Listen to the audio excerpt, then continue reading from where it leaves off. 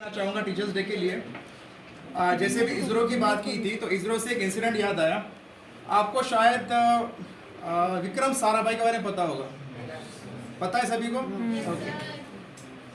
एक इंसिडेंट बताता हूँ, एपीजे अब्दुल कलाम और विक्रम साराभाई के बीच में हुआ था। एक मिशन था, उसमें मिशन डायरेक्टर जो थे एपीजे अब्दुल कलाम थे। एंड जब मिशन लॉन्च होने वाला था तो उस सिस्टम ने क्या दिखाया, there is some system error and आपको मिशन अबॉर्ट करना पड़ेगा। लेकिन वहाँ की जो टेक्निकल टीम थी उन्होंने क्या सजेस्ट किया, हमारे पास सर एक्स्ट्रा फ्यूल है, आप मिशन को गो अहेड कर सकते हो, अगर उसमें लीकेज भी है तब भी अपना मिशन क्लियर हो जाएगा। अब्दुल कलाम के पास हार्डली 5 to 6 सेकंड का टाइम था, उसने क्या किया, गो किया। ओके, उसके बाद आफ्टर 10 to 15 सेकेंड्स वो जो रॉकेट है आसमान में ब्लास्ट हो गया। अब ये ब्लास्ट होने के बाद सारी मीडिया ने क्या किया, इसरो की निंदा करना स्टार्ट कर दिया। और वहाँ पे उसके बाद क्या होने वाला था, it was a press conference, उसके अंदर आपको जाके बताना था कि आपका फेलियर हुआ क्यों हुआ और आपको सारी क्या लेनी थी, रिस्पॉन्सिबिलिटी। अभी अब्दुल कलाम जो थे बहुत ही डिप्रेस हो गए थे। उस टाइम विक्रम साराभाई आए, उन्होंने बोला कि you don't worry, I will go, मैं जाता हूँ। विक्रम साराभाई वहाँ पे गए, उन्होंने पूरी रिस्पॉन्सिबिलिटी खुद पे लिया, बोला this is the mission which is failed and I take the responsibility, मैं रिस्पॉन्सिबिलिटी लेता हूँ and by the next year we will again relaunch and will be successful. अभी देखो यहाँ से जो विक्रम साराभाई है उसने कुछ अलग किया, ठीक है। इसको आप एक अलग एंगल से लो। विक्रम साराभाई एक लीडर थे, एक टीचर थे। अभी यहाँ की उनकी इसरो की टीम पूरी डिप्रेस हो चुकी थी क्योंकि मीडिया ने उनके ऊपर बहुत कुछ लाछन लगाए थे।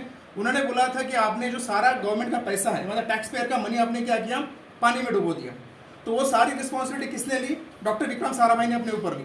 और इनको क्या बोला कि by next year will be successful.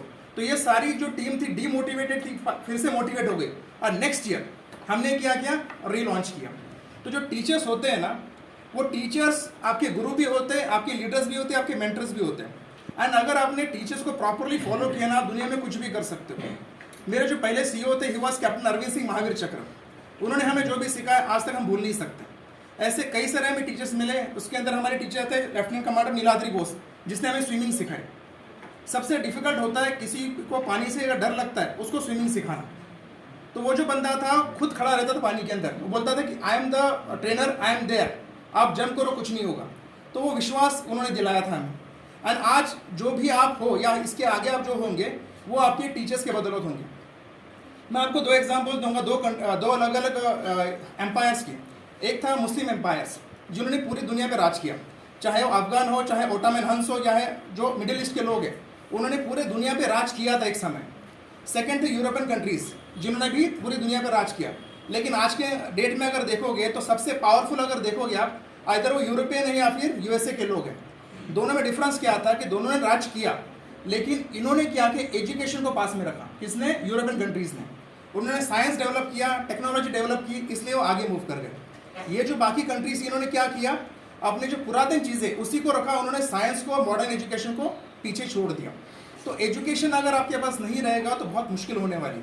Second चीज़, अगर आप जापान का एग्जाम्पल लोगे, 1945 में जब उन पर परमाणु हमला हुआ था, जापान पूरी तरह बर्बाद हो गया था। उस समय उन्होंने क्या किया, they embrace technology and education. आज जापान जो है दुनिया की टॉप इकोनॉमी मानी जाती है।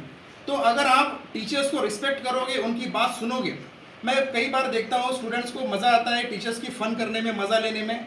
This is the biggest mistake you are making, क्योंकि आप जिनके ऊपर ये सब कर रहे हो ना, वही लोग आपका फ्यूचर मतलब फ्यूचर को चेंज करने वाले हैं।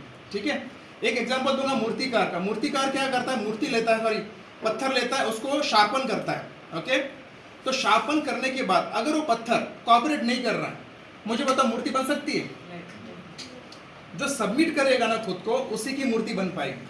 हमारी मरीन स्पेशल फोर्सेस में अगर मान लो 100 स्टूडेंट सेलेक्ट होते हैं कभी, तो पासिंग आउट तक ओनली 15 या 20 रहते हैं। रीज़न ये होता है कि बीच बीच में जो मूर्ति हिल जाती है उसको निकाल दिया जाता है, और जो परफेक्टली सबमिट करती है वही आगे क्रॉस हो पाती है। अभी इट्स अप टू यू। देखो, लाइफ आपकी है, आपके पास सबसे इंपॉर्टेंट चीज़ है आपका समय। एक रॉकेट होता है, उसके अंदर सबसे इंपॉर्टेंट चीज़ क्या होती है, फ्यूल। फ्यूल जिस दिन खत्म, रॉकेट डिच। आपके पास भी एक समय है, और आपके पास जो समय है ना, 10th और 12th तक का समय है। 12th के बाद बाय गॉड बोलता हूँ, आपको कोई नहीं पूछने वाला। 12th के बाद आप चाहे मेडिकल करो, चाहे इंजीनियरिंग करो, चाहे जो करना है करो, उसके बाद क्या होगा, आपके ऊपर रिस्पॉन्सिबिलिटी बहुत आएगी, और उस टाइम अगर आपका बेस स्ट्रांग नहीं रहेगा तो आगे स्कोर करना, आगे कुछ भी करना बहुत ही मुश्किल होने वाला है। ओके, सो ये देखो यहाँ पे आप जो पढ़ने आए हो, you have to concentrate on your studies and you have to respect your teachers.